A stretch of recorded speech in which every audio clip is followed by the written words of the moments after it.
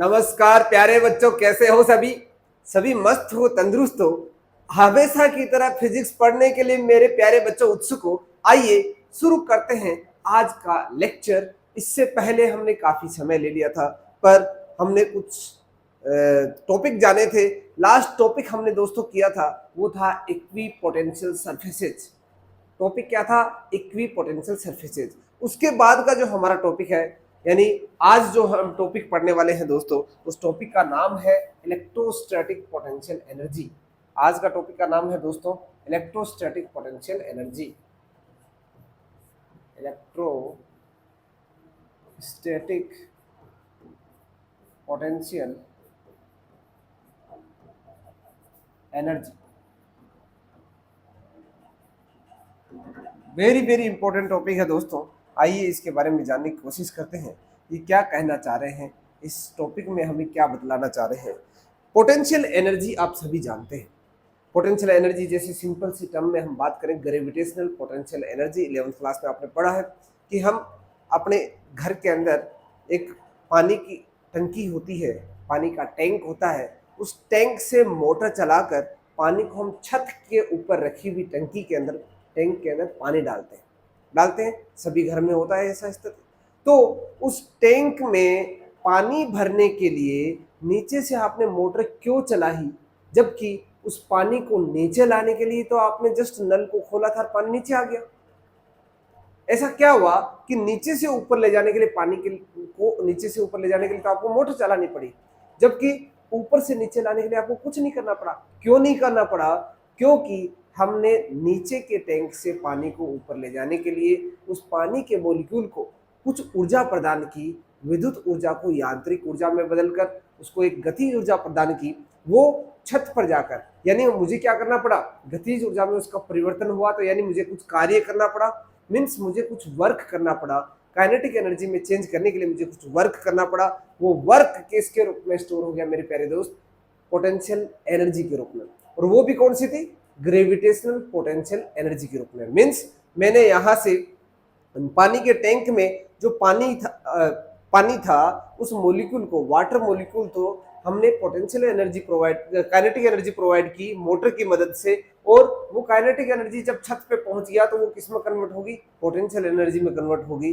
वो potential energy किसकी वजह से आई? वर्क की वजह से आई। वर्क किसने किया था? इलेक्ट्रिक मोटर ने किया था, जिससे उसकी काइनेटिक एनर्जी में क्या आया था? चेंज आया था। वो वर्क जो है, वर्क एनर्जी थ्योरम जो पढ़ते हो आप 11th क्लास में, वो वही कॉन्सेप्ट वहां पर भी काम में आता है। यानी वो काइनेटिक एनर्जी वर्क में कन्वर्ट होती है और वो वर्क पोटेंशियल एनर्जी में चेंज हो जाता है, उसके रूप में वो वहां पर क्या हो जाता है? स्टोर हो जाता है। सेम टू सेम कॉन्सेप्ट मेरे प्यारे दोस्त यहाँ पर भी लगने वाला है। यानी यहाँ पर भी हमें वर्क करना होगा। अब वो वर्क कैसे करना होगा वो आपको इसके बारे में थोड़ा सा हम डेफिनेशन पढ़ेंगे, तो उसके बाद में थोड़ा सा समझ में आ जाएगा। तो सबसे पहले इसकी डेफिनेशन क्या है? यदि हम एक चार्जेज के सिस्टम को बनाना चाहें, यदि हमारे पास 5 चार्ज, 10, 15, 20 जितने भी चार्ज का हम एक सिस्टम बनाना चाहें, उनको एक रेस्पेक्टिव डिस्टेंस के ऊपर रखना चाहे और उनका एक प्रॉपर एक सिस्टम यानी एक मोहल्ला बनाना चाहे चार्जेज का, तो वहां पर हमें क्या करना पड़ेगा?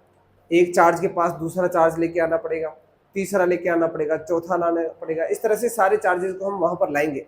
तो लाने के लिए जो एक चार्ज है, पहले जो सबसे पहले आप चार्ज लेके आए हो, उसको तो वहां पर कोई वर्क नहीं करना पड़ेगा, क्योंकि वहां पर कोई चार्ज पहले था ही नहीं।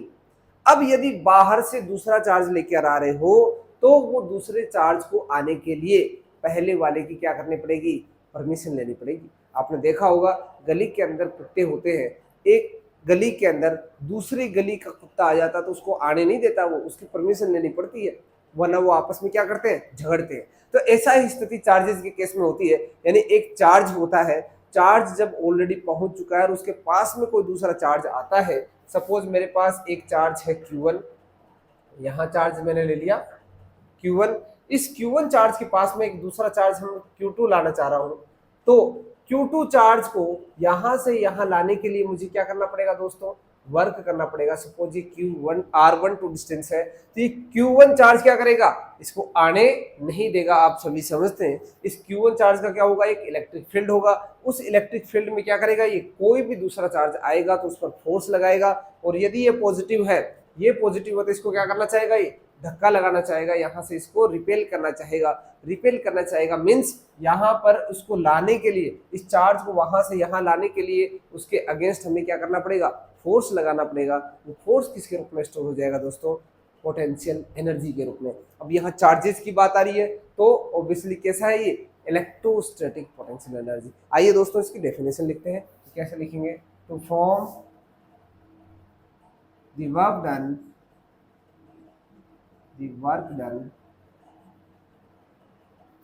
to form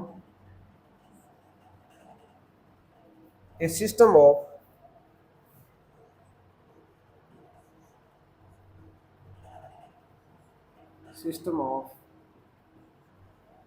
charges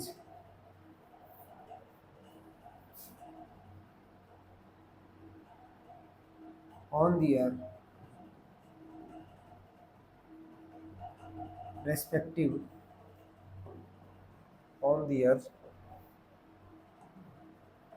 respective positions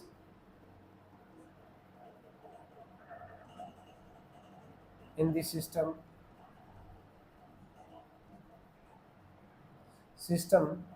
the work done to form a system of charges on their respective positions in the system from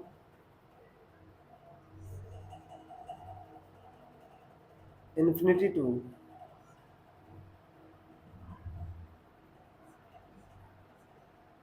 a distance against the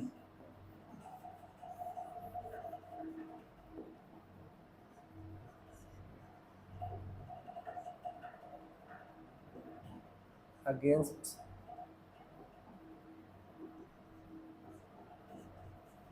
the electric force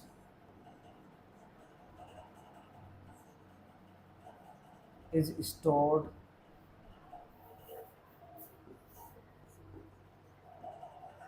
in the form of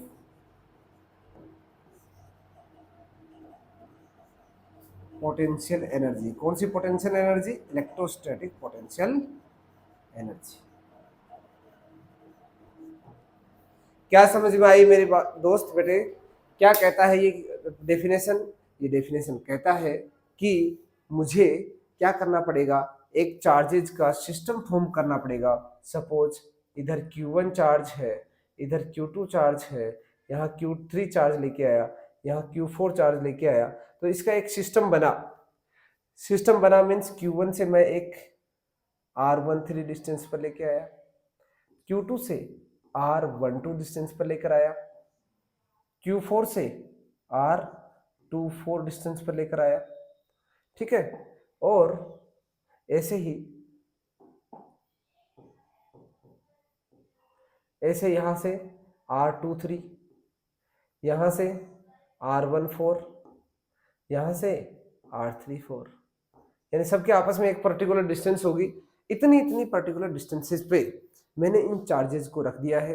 अब ये रखने के लिए इन charges को कहां से लाना पड़ेगा, इनफाइनाइट से, क्योंकि इनफाइनाइट पर हम क्या मानते हैं कि चार्जेस को कोई वर्क नहीं करना पड़ता है। यहाँ वर्क कितना होता है दोस्तों, 0 होता है। यहाँ से इनको एक एक को पकड़ के सबसे पहले Q1 को लेके आए, फिर Q2 को लेके आए, Q2 को Q1 से कितनी दूरी पर रखा, कितने डिस्टेंस पर रखा, R12 डिस्टेंस पर रखा, फिर Q3 को लेके आए, R13 डिस्टेंस पर रखा, फिर Q4 को लाए, R14 डिस्टेंस पर रखा, 1 से बाकी सबसे भी अलग अलग डिस्टेंस पे रखा। तो वो जो डिस्टेंस पे रखा हमने और उन चार्जेस को हम इन्फिनिटी से लेके आए, तो यहाँ पर जो पहले से चार्ज था वो क्या करता है, उन सभी के ऊपर फोर्सेज लगाता है। चाहे 2 आता है, Q2 आता है तो Q1 फोर्स लगाता है, Q3 आता है तो Q1 Q2 दोनों मिलकर फोर्स लगाते हैं, Q4 आता है तो Q1 Q2 Q3 तीनों मिलकर फोर्स लगाते हैं। और वो फोर्स क्या है, उस फोर्स के अगेंस्ट क्या करना पड़ेगा, उन्हें वर्क करना पड़ेगा। आप वर्क उसी अंदाज में समझने की कोशिश करें जैसे पानी की टंकी है, उससे अपने को मोटर की मदद से वर्क करके उस पानी को ऊपर के टैंक में स्थापित करना है, वहां उसको शिफ्ट करना है। तो शिफ्ट करने के लिए मुझे क्या करना पड़ेगा, कुछ वर्क करना पड़ेगा।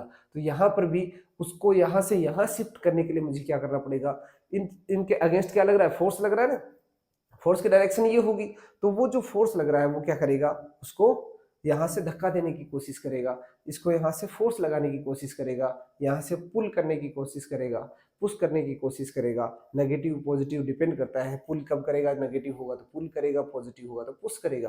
तो दोनों ही कंडीशंस में हमें क्या करना पड़ता है, वर्क करना पड़ता है। वो वर्क किसके रूप में स्टोर हो जाता है मेरे प्यारे दोस्त, वो potential energy, electrostatic potential energy के रूप में स्टोर हो जाता है। यानी हमारे पास सिस्टम ऑफ चार्जेस जो है उसको फॉर्म करने के लिए जो वर्क डन करना पड़ता है against the electric force which is stored in the form of potential energy.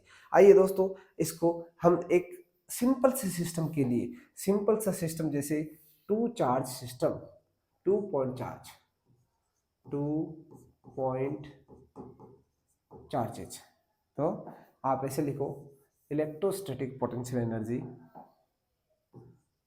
Electrostatic potential energy, electrostatic potential energy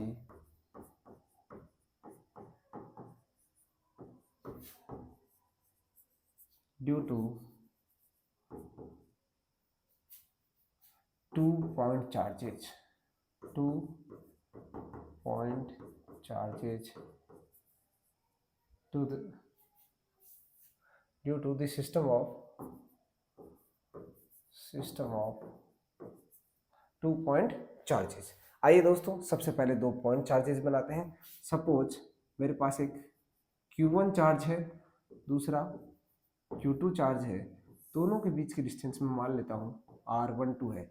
potential energy मेरे प्यारे दोस्त ये क्या होती है, एक स्केलर क्वांटिटी होती है। आइए इस पोटेंशियल एनर्जी को हम फाइंड आउट करते हैं। किस तरह से डिराइव करेंगे, डिराइव करने के लिए सबसे पहले हम क्या करते हैं, इस Q2 चार्ज को लाने के लिए मैं ये मान लेता हूँ कि इसको मैंने कहाँ रख रखा है, इन्फिनिटी पे रख रखा है। जैसे आप यहाँ पर देखिएगा, सपोज ये क्या है, इन्फिनिटी। यहाँ से इस चार्ज को, Q2 चार्ज को मैं यहाँ ला रहा हूँ, यहाँ ला रहा हूँ, और यहाँ पर जाकर कितने डिस्टेंस पर, यहाँ पर R डिस्टेंस पर, R12 डिस्टेंस पर इसको मैं क्या कर रहा हूँ, यहाँ पर रख रहा हूँ। तो रखने के लिए मुझे क्या करना पड़ेगा, एक फोर्स जो इधर से फोर्स लगने वाला है वो कितना होगा, यानी जो वर्क है वो कितना होता है दोस्त, work is equal to force into, ये एक वेरिंग फोर्स होगा, क्योंकि डिस्टेंस क्या होता है यहाँ पर वेरी करता है, आप पर डिपेंड करता है कितने डिस्टेंस पर आप उसको स्टेब्लिश करना चाहते हो। तो ये फोर्स वेरिएबल है, इसलिए यहाँ पर हमने क्या किया, इंटीग्रेशन। यदि ये कांस्टेंट होता तो हम क्या करते थे, डायरेक्ट उसका एरिया निकाल लेते हैं ग्राफ का। तो यहाँ पर इसका क्या कर दो, आप इंटीग्रेशन कर दो। तो एफ कितना होता है दोस्तों, के Q1 Q2 चार्ज लेके आए R12 डिस्टेंस पर, तो ये क्या हो जाएगा, सबसे पहले सपोज ये आप ये समझ लीजिए कि यहाँ से इन्फिनिटी से कहाँ से ला रहे हो, R पर लेके आ रहे हो, R12 पर, ठीक है, और 1/r² dr, ठीक है। कोस थीटा, कोस माइनस हो जाएगा 180, क्योंकि फोर्स उधर है, डिस्प्लेसमेंट इधर है, तो ये माइनस 180 हो जाएगा। तो यहाँ आप ऐसे भी लिख सकते हो एफ डी आर कोस 180, और कोस 180 की वैल्यू कितनी है प्यारे दोस्त, इसकी वैल्यू -1, ठीक है। तो यहाँ से क्या हो जाएगा, माइनस के Q1 Q2 1/r² का इंटीग्रेशन क्या हो जाएगा, यानी R2 पावर, इसको मैं यही लिख देता हूँ के Q1 Q2 माइनस के साथ, और इसका इंटीग्रेशन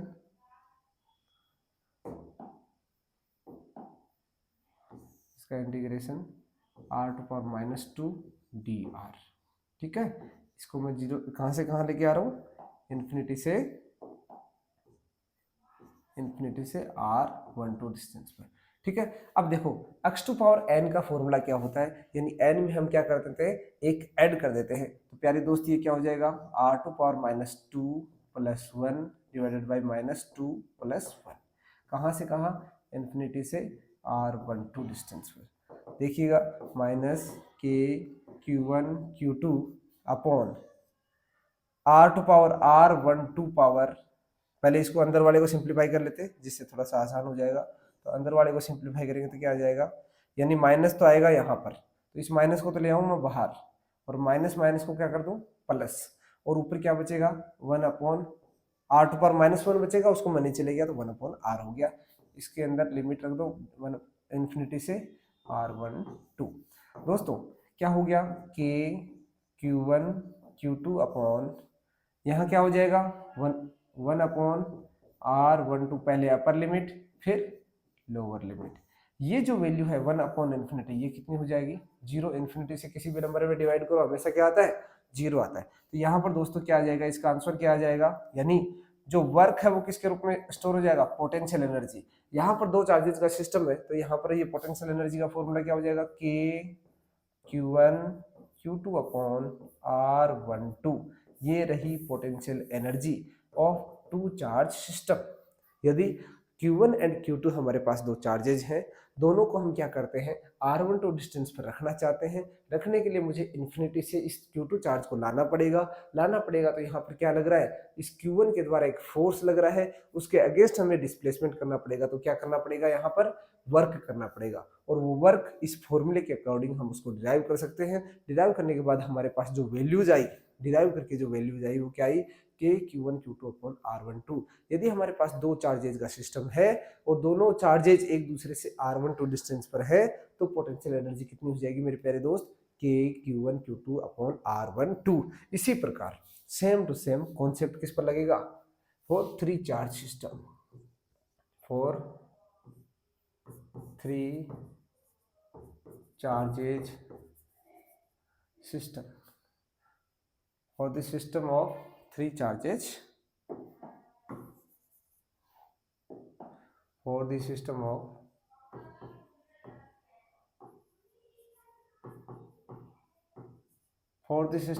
थ्री चार्जेज। देखिए दोस्तों एक चार्ज है मेरे पास Q1, दूसरा चार्ज लेके आया तो उसको मुझे कितने डिस्टेंस पर रखना, R12 दूरी पर, R12 डिस्टेंस पर रखना पड़ा। फिर मैं तीसरा चार्ज लेके आया, सपोज यहाँ मैंने तीसरा चार्ज रखा तो उसकी इससे डिस्टेंस मैंने कितनी ले ली, R23, और ये डिस्टेंस जो है Q1 से कितनी हो जाएगी, R13। तो ये एक सिस्टम है जिसमें तीन चार्जेज हैं Q1 Q2 Q3, और तीनों के बीच में जो डिस्टेंस है Q1 Q2 के बीच में R12, Q1 Q3 के बीच में R13, Q2 Q3 के बीच में R23। आइए दोस्तों इसको सोल्व करने की कोशिश करते हैं। कोई भी दो चार्जेस के कारण since potential energy due to a point charge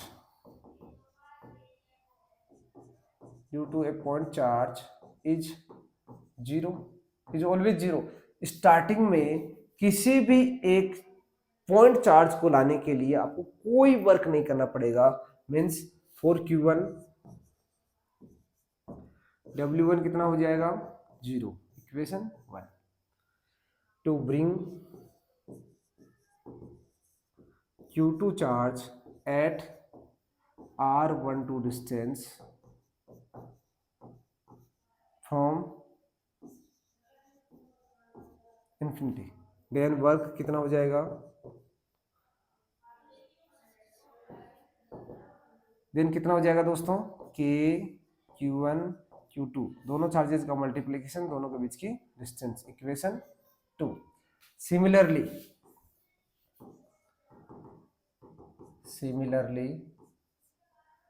to bring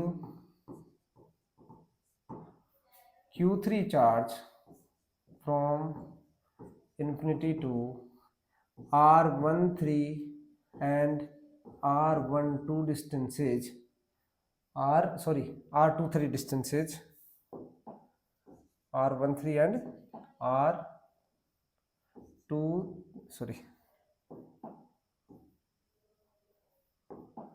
R23 distances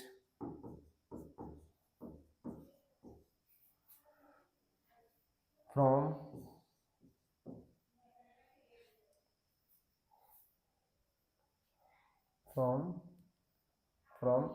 charges from the charges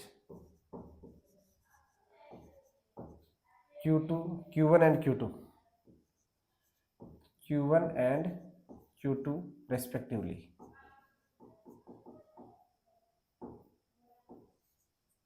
ठीक है।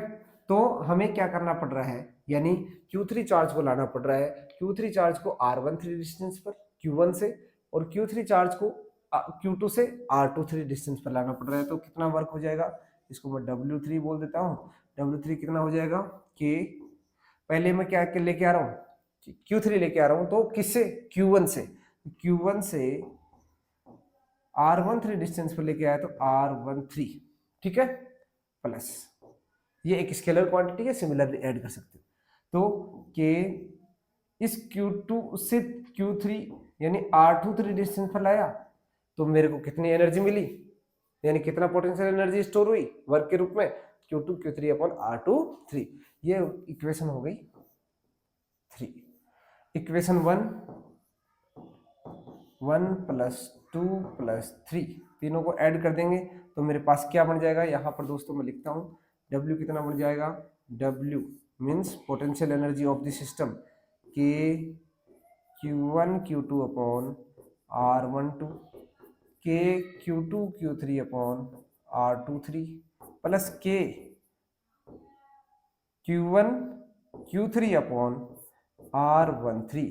ये रहा मेरे प्यारे दोस्तों, मेरे युवा वैज्ञानिकों, आपके सामने सिंपल सा एक फॉर्मूला जिसकी मदद से हम बहुत सारे इक्वेशंस को अटेम्प्ट कर सकते हैं, सोल्व कर सकते हैं। इतना आसान डेरिवेशन है, इतना आसान डेरिवेशन है, बस थोड़ा सा समझ का अंतर है। अच्छे से आप इसको समझ लीजिएगा, उसके बाद इसको करना बहुत ही आसान है।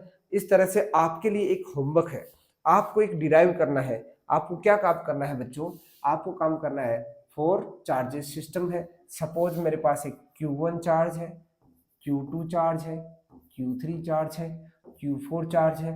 चारों को हम एक वर्टिसेज पे रख देते हैं, किसके, एक रेक्टेंगल के वर्टिसेज पे रख देते हैं, जिसकी साइड सपोज Q1 और Q2 के बीच की साइड जो है R12, Q1 Q4 के बीच की R14, Q3 Q4 के बीच की R34 और Q2 Q3 के बीच की R23 है, ठीक है। अब आप ये भी ध्यान रखिएगा, Q1 पर Q3 भी क्या लगा रहा है, फोर्स लगा रहा है, तो ये हो जाएगा R13। Q2 पर Q4 भी फोर्स लगा रहा है। क्या इसके अलावा कोई पॉसिबिलिटीज है, ये 6 पॉसिबिलिटीज है। तो आपको इस सिस्टम की यानी 4 चार्जेस का जो सिस्टम है उसकी पोटेंशियल एनर्जी फाइंड आउट करनी है। तो अब क्वेश्चन क्या है, find out the potential energy, electrostatic potential energy due to 4 charges system,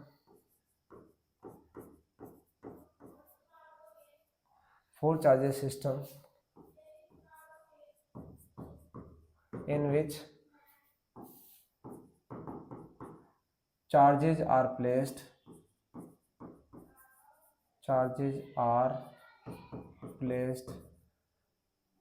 at the vertices of a rectangle। एक रेक्टेंगल की वर्टिसेज पर 4 चार्जेज रखे गए हैं, चारों के कारण आपको पोटेंशियल एनर्जी फाइंड आउट करनी है। देखिए हिंट आपके लिए, मैं लास्ट का जो सॉल्यूशन है वो फाइंड आउट कर देता हूँ।